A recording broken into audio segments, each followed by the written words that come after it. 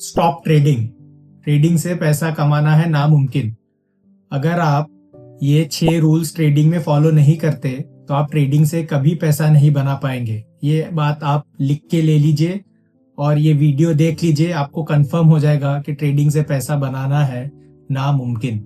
मैं हूँ हसीब बदर और मैं पिछले 5 सालों से फुल टाइम ट्रेडिंग कर रहा हूँ। मैंने मानस अरोरा और मार्क मिनर्विनी की मेंटरशिप ली है और ये जान लिया है कि अगर आप ये 6 रूल्स फॉलो नहीं करेंगे तो आप ट्रेडिंग से कभी पैसा नहीं बना सकते, ये गारंटी है। तो रूल नंबर 1, आपको हमेशा स्टॉप लॉस फॉलो करना है। स्टॉप लॉस एक सीट बेल्ट की तरह होता है जो आपको आपके बड़े नुकसानों से और एक्सीडेंट से बचाता है। मैं आपको एक एग्जांपल दिखाता हूँ। ये चार्ट देखिए, अगर आपने ये स्टॉक इस दिन लिया रहता और आपने यहाँ पे स्टॉप लॉस लगाया रहता तो ये ट्रेड आपका कुछ इस तरह चलता, थोड़ा ऊपर गया और फिर वो यहाँ नीचे आया और इस दिन आपका स्टॉप लॉस हिट हो गया। और अगर आपने यहाँ पे आपका स्टॉप लॉस नहीं लिया रहता ये सोच के कि यार मेरा स्टॉप लॉस हिट हो गया, शायद ये ट्रेड यहाँ से ऊपर चला जाए, तो देखिए इसका अंजाम क्या होता। ये स्टॉक सीधा धड़ाम से नीचे गिर गया और ये कुछ छोटा मोटा लॉस नहीं है, ये है ऑलमोस्ट 40% का लॉस। और आप जानते हैं कि लॉसेस आपके लिए असिमेट्रिकली या आपके अपोजिट वर्क करते हैं। कैसे? जैसे ये 40% का लॉस है तो उसको ऊपर आने के लिए सिर्फ 40% नहीं आना है, उसको ऊपर आने के लिए 60% ऊपर आना है उसे। तो आप देखिए कि जितने आप छोटे लॉसेस रखेंगे उतना आसान है उससे निकलना। जितने लॉसेस बड़े होंगे वो आपको साइकोलॉजिकली भी डैमेज करेंगे और मैथमेटिकली भी उसमें से रिकवर होना बहुत ही मुश्किल है। इसलिए स्टॉप लॉस बहुत जरूरी है। आप एक बार भी सोचेंगे कि मैं आज स्टॉप लॉस फॉलो नहीं करूंगा और कल जाके ऐसा बड़ा नुकसान हो गया, तो आप इमेजिन कीजिए आपके पोर्टफोलियो को, आपके अकाउंट को कितना बड़ा नुकसान पड़ेगा। और आप सिर्फ मॉनिटरी लॉसेस तो नहीं बल्कि आप मेंटली भी इतना बड़ा लॉस खाएंगे कि आप शायद आगे ट्रेडिंग ही ना कर पाए और आप कभी उससे रिकवर ही ना हो पाए। इसलिए रूल नंबर 1 है स्टॉप लॉस फॉलो करना बहुत बहुत जरूरी है। रूल नंबर 2 है ओवर ट्रेडिंग। ओवर ट्रेडिंग आप करते हैं तो आप सिर्फ ब्रोकरेज, स्लिपेजेस इसी में नुकसान नहीं करते, बल्कि आप कुछ ऐसा ट्रेड ले लेंगे जो आपका कुछ अच्छा प्रॉफिटेबल ट्रेड है उसको निगेट कर देगा। फॉर एग्जाम्पल, आपने एक ट्रेड लिया दिन में जो अच्छा प्रॉफिटेबल था, फिर आपको लगा एक और ट्रेड लेके देखता हूँ, शायद वो भी चल गया। फिर आपकी लालच और बढ़ी, आपने सोचा तीसरा भी ट्रेड ले लेता हूँ और वो तीसरा ट्रेड हो सकता है कि ऐसा नुकसान दे कि आपके 2 प्रॉफिटेबल ट्रेड्स का प्रॉफिट ही निकाल दे। तो इसलिए आपको 1 बाय 1 ट्रेड में चलना है। उसका एक और एग्जांपल देखिए आप, अगर आप ऐसे ट्रेड्स लेते हैं, सपोज जो आपका पहला ट्रेड ही लॉस में है, उसके बाद आपने सोचा नहीं मुझे ये लॉस रिकवर करना है, आप शायद रिवेंज ट्रेडिंग के मोड में चले जाएंगे, तो आपने एक और ट्रेड लिया और वो भी लॉस में गया, तो आपका लॉस अब डबल हो गया। पहले तो आप एक ही ट्रेड के लॉस में थे, अब आप 2 ट्रेड के लॉस में हो गए। और ऐसा आप बार बार करेंगे तो ये लॉसेस बढ़ते ही जाएंगे। आपको मेंटली भी सेटबैक देगा और आपको पोर्टफोलियो लेवल पे भी कोई ग्रोथ नहीं मिलेगी, क्योंकि ओवर ट्रेडिंग ऐसी चीज है जो आपके कैपिटल को भी डाइल्यूट कर देता है, अननेसेसरी बैड ट्रेड्स भी उसमें आते हैं और आपको मेंटली भी बहुत डिस्टर्ब करता है। इसलिए आपको ओवर ट्रेडिंग बिल्कुल नहीं करना है। एक रूल बनाना है कि दिन में बस एक ही ट्रेड लेना है और वो चला तो ठीक, नहीं चला तो अगले दिन देखेंगे। तो ओवर ट्रेडिंग से बचने का एक बहुत अच्छा फॉर्मूला है, स्टिक टू ओनली 1 और 2 ट्रेड्स पर day, that's it. Rule number 3, position sizing.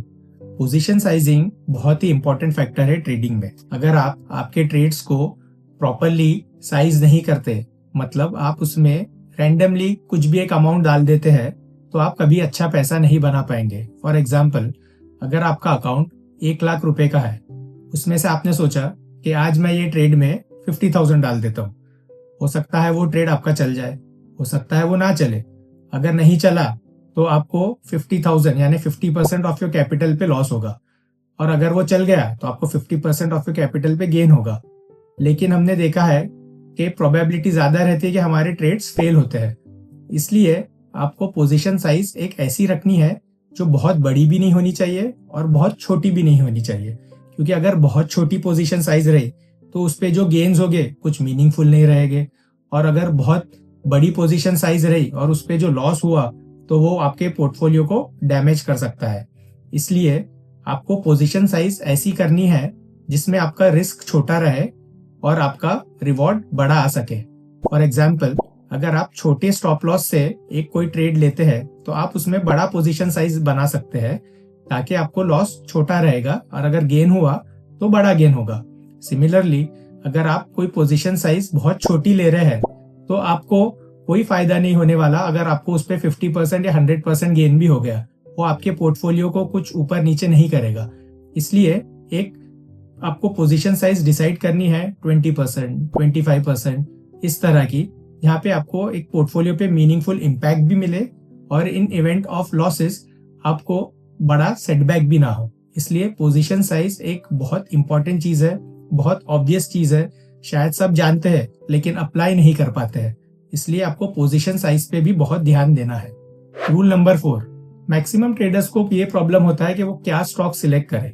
तो मैं आपको एक टिप देता हूँ कि आपको हमेशा लीडिंग स्टॉक्स में जाना है, जिसका मतलब आपको ऐसे स्टॉक स्क्रीन करने हैं जो न्यू 52 वीक हाई बना रहे हैं, न्यू 1 मंथ हाई बना रहे हैं, जिनमें बहुत ज्यादा वॉल्यूम है। ऐसे स्टॉक्स को आपको ढूंढना है जो अप ट्रेंड में जा रहे हैं, ऐसे स्टॉक्स नहीं जो बहुत गिर गए हैं। हमारी टेंडेंसी क्या कहती है कि एक स्टॉक बहुत गिर गया है, चलो मैं इसको ले लेता हूँ कि आगे जाके इसमें इमीडिएट प्रॉफिट हो जाएगा क्योंकि इतना गिर गया है, इससे ज्यादा क्या गिरेगा। लेकिन हर स्टॉक का गिरने का कुछ रीजन रहता है जो हमें इमीडिएटली नहीं पता चलता है, वो बड़े इंस्टीट्यूशंस और बड़े प्लेयर्स को पता रहता है। इसलिए हो सकता है वो स्टॉक में गिरने का रीजन हमें अभी नहीं पता चला है और शायद उसमें और ज्यादा गिरावट आए और वहां से वो ऊपर आ ही ना पाए, महीनों तक, सालों तक उसमें फंस जाएगा। इसलिए आपको अप ट्रेंडिंग स्टॉक्स में चलना है, जिसका मतलब ऐसा है कि चलती गाड़ी में बैठिए और चलती गाड़ी से ही उतर जाइए। तो अप ट्रेंड वाले स्टॉक्स को बाय कीजिए, ऐसे स्टॉक्स को आप स्क्रीन कीजिए, ढूंढिए। इजी तरीका है, screener.in पे जाइए, चार्ट लिंक पे जाके देखिए, न्यू 52 वीक हाई स्टॉक्स या न्यू 1 मंथ हाई स्टॉक्स, ऐसे स्टॉक्स को ढूंढिए जो नया हाई बना रहे हैं रादर के जो गिर रहे हैं। रूल नंबर 5, आपको ना एक इंपॉर्टेंट एस्पेक्ट जानना और समझना है कि सेल जो करना है आपको हमेशा स्ट्रेंथ में सेल करना है। मतलब जो स्टॉक ऊपर जा रहा है आपको उसको सेल करना है ऊपर जाते समय, ना कि वो जब गिर रहा है। इसको कहते हैं सेल इनटू स्ट्रेंथ। चलिए मैं आपको एक उसका एग्जांपल दिखाता हूं। अगर आपने इस स्टॉक को इस दिन कहीं बाय किया यहाँ पे और आप उसको इतना ऊपर जाने के बाद भी नहीं बेचते हैं, तो आप देखिए वो स्टॉक में फिर अपसाइड लिमिटेड हो जाती है, वो यहीं के यहीं रहेगा और हो सकता है थोड़े दिनों बाद वो पूरा नीचे आ जाए और आपके सब प्रॉफिट्स लेके चला जाए।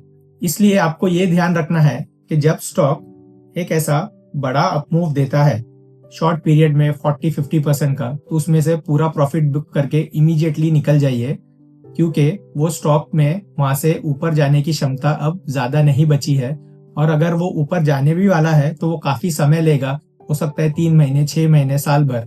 उससे अच्छा तो वो पैसा आप कोई दूसरी जगह निवेश कर सकते हैं यहाँ से निकाल के।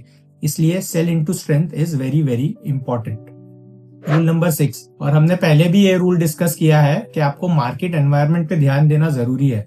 आप किसी भी मार्केट एनवायरनमेंट में ट्रेड नहीं कर सकते। जब मार्केट नीचे गिर रहा है तो आपके ट्रेड्स भी जाहिर है नहीं चल पाएंगे। इसलिए आपको ये ध्यान रखना है कि मार्केट एनवायरनमेंट भी कंड्यूसिव है, फेवरेबल है। मैं आपको एक एग्जांपल दिखाता हूँ। ये है निफ्टी मिड स्मॉल का इंडेक्स। अगर आप देखेंगे जब ये इंडेक्स यहाँ से ऐसा नीचे जा रहा है, 10 and 20 मूविंग एवरेजेस के नीचे चल रहा है, तो आपके ट्रेड्स नहीं चलेंगे। आप देख लेना ये टाइम के ट्रेड्स, ये पीरियड के स्टॉक्स जिन्होंने कुछ परफॉर्मेंस नहीं दिया है वो वहीं के वहीं थे। तो आपको ऐसे टाइम में ऐसे स्टॉक्स ढूंढने हैं जो गिर कम रहे हैं मार्केट से और वो एक रिलेटिव स्ट्रेंथ दिखा रहा है। आपको वो नाम ढूंढ के अलग रखने हैं ताकि जब मार्केट फेवरेबल हो जाए, कुछ इस तरह दोबारा ऊपर आना चालू हो जाए, तो आपको वो टाइम में वही स्टॉक्स में ट्रेड करना है।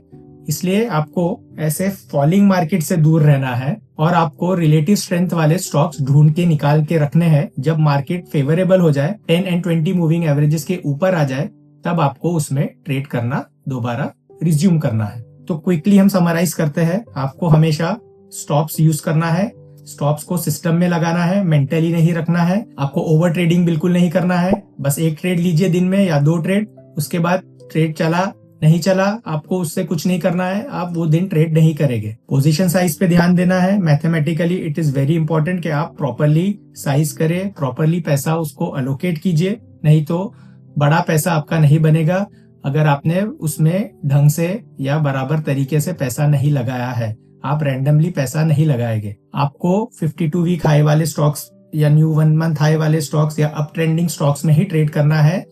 लैगार्ड जो नीचे गिर रहे हैं ऐसे स्टॉक्स में ट्रेडिंग नहीं करनी है। आपको बेचते समय याद रखना है कि स्ट्रेंथ में बेचना है। जो स्टॉक्स ने जल्दी 30-40% का मूव दे दिया है उसको बेच के आप इमीडिएटली निकल जाइए और वो पैसा कुछ दूसरे स्टॉक्स में लगाइए, दूसरे ट्रेड में लगाइए। वो स्टॉक में एक होप रख के ना बैठिए, क्योंकि एक स्टॉक का 40-50% का एवरेज मूव रहता है इतने शॉर्ट ड्यूरेशन में, फिर वो लॉन्ग बेसिंग पीरियड में चले जाता है। और आपको मार्केट एनवायरनमेंट का ध्यान रखना है। जब मार्केट गिर रहा है तब आप बिल्कुल ट्रेड नहीं करेंगे, और जब मार्केट ऊपर जाता है तब आप रिलेटिव स्ट्रेंथ वाले स्टॉक्स को ढूंढिए और उसको ट्रेड कीजिए। गिरते मार्केट से आप ट्रेडिंग से दूर रहेंगे, पेशेंस दिखाएंगे। अगर आप ये 6 रूल्स अपने सिस्टम का हिस्सा बना लेंगे तभी आप ट्रेडिंग में पैसा बना पाएंगे, नहीं तो ट्रेडिंग से पैसा बनाना है नामुमकिन। अगर आप ये 6 रूल्स फॉलो नहीं करते तो इमीडिएटली स्टॉप ट्रेडिंग। अगर आपको ये वीडियो पसंद आया तो इसे शेयर कीजिए, लाइक कीजिए और चैनल को सब्सक्राइब कीजिए। और याद रखिए, हम हमारा नसीब खुद बनाते हैं। Thank you.